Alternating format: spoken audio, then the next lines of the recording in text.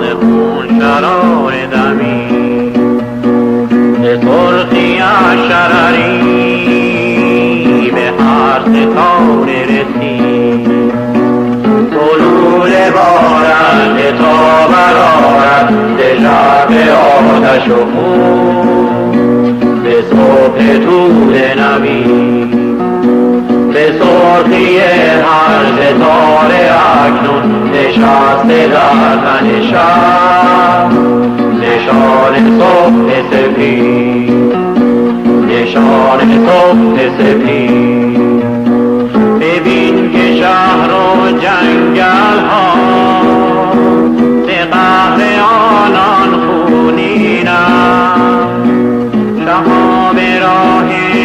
آینده خون آنان آذینند شکوه روشنی فردا به خون قرارت سر بگو ببینن که خون بیژن ستاره گشت و هزار چه سان شرار دمی به سرخی هر ستاره اکنون نشسته در تن شب نشان صبح سپید نشان صبح سپید به سرنگونی شب کنون نگرد همه جا به خشم و کینه خلق شرار گشته به پا به گام هر یل به هستی افکن چو تندری دمدن سرود آتش و خون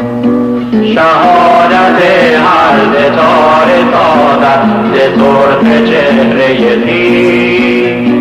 تلاش و کینه فزون تلاش و کینه فزون رهایی خلق ایران نبرد ما را این است و کهکشان فردایش ز خون آنان آذین است شکوه روشنی فردا ز خون برآرد سر بگو ببینن که خون بیژن ستاره گشت و هزار چه سان شرار دمی